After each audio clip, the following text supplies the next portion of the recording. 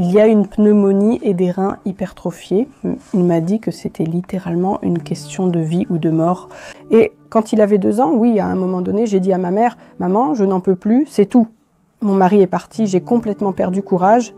Je m'appelle Natalia Alkicheva, j'ai 42 ans, c'est mon fils. Andrei Terkin, 18 ans, a une paralysie cérébrale infantile hyperkinétique, une tétraparésie classique et divers troubles. C'est arrivé à la suite d'un traumatisme à la naissance. Eh bien, c'était mon premier enfant. La grossesse s'est déroulée absolument normalement, facilement. Je me sentais légère, on peut dire, et les analyses étaient bonnes. Mais nous n'avons pas eu de chance. La poche des os s'est rompue et environ 7 heures plus tard, il est né. Accouchement difficile avec lourdes conséquences. Il a souffert d'hypoxie à la naissance, causant la mort de cellules cérébrales. Et on ne m'a rien dit tout de suite. Il a apparemment pleuré. Et là, je ne me souviens plus, il avait soit 8, soit 9 points sur l'échelle d'Apgar. Ensuite, il a été placé en réanimation sous appareil. Et au 5e jour, il a été transféré à l'hôpital régional pour enfants de Mahilio. Déjà, le chef de la réanimation m'a dit qu'on lui avait présenté l'enfant comme normal, mais il a répondu « Quel enfant normal ?» Il y avait une pneumonie et des reins hypertrophiés. Il m'a dit que c'était une question de vie ou de mort. À l'annonce de son diagnostic, j'ai eu pour la première fois l'impression que la terre se dérobait sous mes pieds. Je vous le dis honnêtement. À l'hôpital pour enfants, j'ai demandé à la chef de service « S'il vous plaît, dites-moi à quoi je dois me préparer ». Et elle m'a répondu qu'un médecin qu'elle connaissait avait aussi un enfant. Eh bien, elle a dit « Eh bien, peut-être que votre enfant pourra marcher. J'ai peut-être pris ça à la légère. » Je me suis dit « S'il doit marcher, il marchera. Je fais tout mon possible. » Mais au final, il ne s'est jamais assis, il n'a pas rampé et bien sûr, il n'a pas marché non plus. Nous rentrions de là-bas et le plus drôle, c'est que j'étais calme. Et en plus, je rassurais mon mari qui, 1 an après la naissance de notre enfant, en avril, on a fêté son premier anniversaire et en mai, il est déjà parti. Parce que, eh bien, il ne voulait pas de complications. Andriusha ne dormait littéralement que 3 heures par nuit et c'était tellement épuisant. Avant la naissance, mon mari et moi vivions dans un appartement en location et j'ai dû combiner la rééducation à Mahilio, les études à Omiel et la vie à Babruisk. Et c'est pourquoi nous avons décidé d'emménager chez ma mère avec mon mari et l'enfant, c'est-à-dire que toute la famille m'aidait. Ici, il faut s'occuper de tout à 100%. Changer les couches, nourrir par sonde, donner les médicaments à heure fixe. Bien sûr, ce n'est pas un travail facile. Et quand il avait 2 ans, à un moment donné, j'ai dit à ma mère « Maman, je n'en peux plus, c'est tout. » Mon mari est parti, j'ai baissé les bras. Je voulais vraiment le soutien de mon mari pour qu'on affronte cela ensemble. C'est plus facile de traverser les difficultés. Donc il faut penser à l'enfant. Et puis bien sûr, même si ce n'est pas forcément ce qu'il faut, j'avais envie d'un peu d'aide et de compréhension. Je n'ai jamais eu honte de mon enfant. Beaucoup de parents, vous savez, soit ils ont honte, soit ils se referment dans leur malheur. Je l'ai juste accepté. Un jour, en me promenant avec une amie, je suis vite entrée dans un magasin pendant qu'elle restait avec Andriusha et la poussette. Et elle était tellement choquée. Elle m'a dit, écoute, les gens passent et regardent comme au zoo. Et moi, je lui ai répondu, je n'y fais même pas attention, je me promène tranquillement, c'est tout. Je ne vois pas de mauvais comportement. Je sais que d'autres mamans disent que même si l'enfant a gardé ses facultés, il souhaite jouer avec les autres, mais les mamans éloignent leurs enfants, comme si c'était contagieux. Je pense qu'il serait quand même plus juste d'expliquer à ces enfants en bonne santé que, oui, il y a des enfants particuliers, mais qu'ils sont comme ils sont. C'est une question de hasard. Cela ne veut pas dire que ces mamans buvaient sans arrêt et ainsi de suite. Moi, par exemple, je ne bois pas et je ne fume pas. Et voilà, à la suite d'un accouchement difficile, un enfant comme ça est né. Il ne faut jamais juger. J'ai dû arrêter de travailler pour m'occuper d'Andriusha parce que je n'avais plus vraiment la force de faire autre chose. Bien sûr, vous savez, il est né quand j'avais 25 ans. C'est un âge où on a encore envie de voir ses amis. Grâce à ma mère, j'ai pu aller à la mer me reposer plusieurs fois parce que, vous comprenez bien, s'occuper d'un enfant gravement malade, c'est 100 jours de repos. D'un côté, j'ai moins de contact avec mes amis parce que je n'ai pas vraiment le temps de rester au téléphone. Quant aux visites chez des amis, c'est encore moins possible.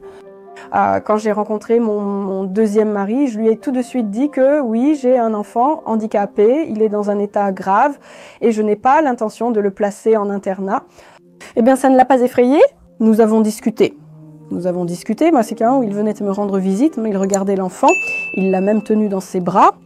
C'est-à-dire qu'il a plutôt bien réagi à tout cela. Je suis allée à la mer avec une amie dont l'enfant était aussi malade. Nous nous reposions, puis j'ai été submergée par l'émotion. J'ai tellement eu envie d'avoir un enfant. Et quand je suis rentrée, je lui ai clairement dit que je voulais un enfant et tout s'est arrangé. J'ai pris des médicaments et suis allée exprès en consultation gynécologique demandant un suivi rapproché.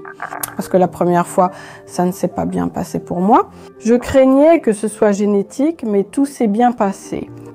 Comparé à un enfant malade, à un enfant avec des besoins particuliers, un enfant en bonne santé, c'est tellement plus facile. Et supporter les nuits blanches. Donc vous savez, je l'ai accueilli avec joie et pour le plus jeune, ce n'était pas vraiment prévu, mais je me suis dit pourquoi pas. Comment pourrais-je refuser un tel cadeau du destin? Je n'avais plus de doute, j'étais sûre de moi. Alinka se comporte vraiment comme une grande sœur. Elle est si douce, si tendre. Elle aime le caresser, l'embrasser. Andriusha.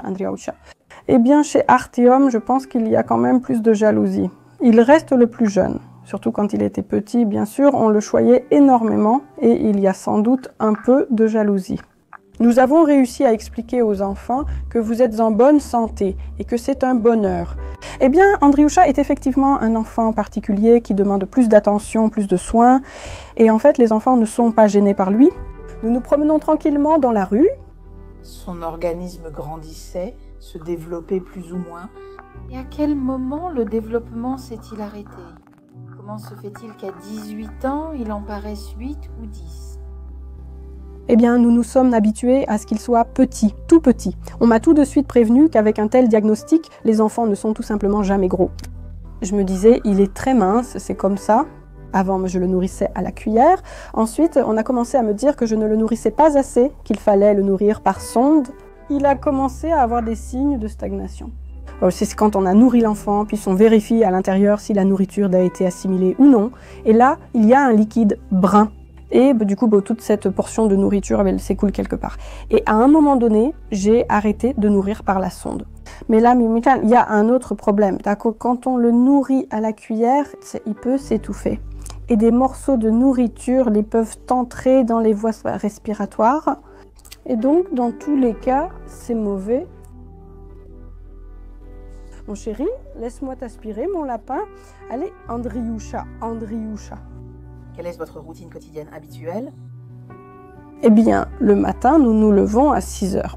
6h30. Il faut lui nettoyer avec l'aspirateur électrique. Ici, il y a une pente, parce que les sécrétions s'accumulent chez lui. Je le nourris avec une alimentation entérale, puis je lui donne ses médicaments à l'heure. Ensuite, on utilise à nouveau l'aspirateur électrique, puis encore le repas. Et ainsi, toute la journée. Nous comprenons par ses mimiques. Andriusha, tu veux manger? On va manger. Comment tu te sens? Tu as déjà envie de manger? Voilà, s'il te plaît. L'enfant a faim, mais il a honte de l'avouer. Oui. Bon, en gros, quand il en a vraiment envie, il sourit. Quand il n'en a pas envie, soit il ne réagit pas, soit il fait une petite moue. Là, tout s'est un peu mélangé. En général, il crie quand il a faim, c'est comme ça qu'on le comprend. Il n'a pas vraiment besoin de grand-chose et crie rarement par ennui. Sinon, la plupart du temps, il est soit dans les bras, soit dans la poussette. Il ne reste pas allongé toute la journée chez nous. Sa grand-mère aime lui lire des contes. Il écoute très attentivement. Il adore la musique. Quand il y a un concert ou autre, il saute même de la poussette et il peut tout simplement sauter des bras. Il adore la musique. Andriusha, tu aimes? Mais bien sûr, disent évidemment, j'aime la musique. Malheureusement, il est souvent malade, oui. Il a souvent des bronchites. D'abord, les enfants vont à la maternelle et bien sûr, ils ramènent des infections. Si, bien sûr, l'hémoglobine ne baissait pas, on pourrait se soigner à la maison. Cette année, il y a eu au moins une transfusion sanguine. L'an dernier, il y en a eu plusieurs à cause de la chute d'hémoglobine. Il se trouve que j'ai moi-même eu un accident. Je travaillais dans une usine de transformation du bois et j'ai eu un accident. Eh bien, je me suis presque coupé la moitié de la main. Et maintenant, je reçois des indemnités de l'assurance d'État. Et cela m'empêche d'obtenir le statut d'aidante pour une personne handicapée du premier groupe. Et donc, il y a cette contradiction. D'un côté, c'est mon enfant. Je m'occupe de lui depuis déjà 18 ans. On ne peut déléguer cela à personne, nulle part. Et si on renonce à l'assurance d'État, cela reste tout de même significatif. Il nuit aux revenus familiaux et travailler ailleurs. Il faut nourrir l'enfant toutes les 3 heures. J'ai suivi des cours de rédaction publicitaire pour pouvoir travailler de chez moi si besoin. Bien sûr, les retraites, les allocations, tout cela c'est bien, mais il faut quand même se développer d'une manière ou d'une autre pour être indépendante autant que possible.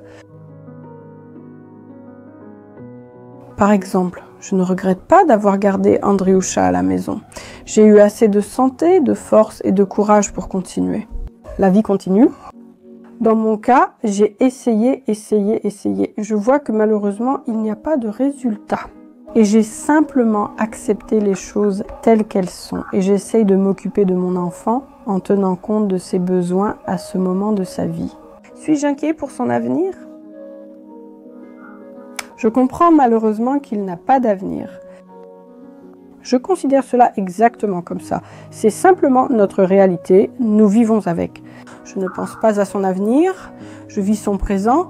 J'espère avoir assez de santé pour rester avec lui jusqu'au bout.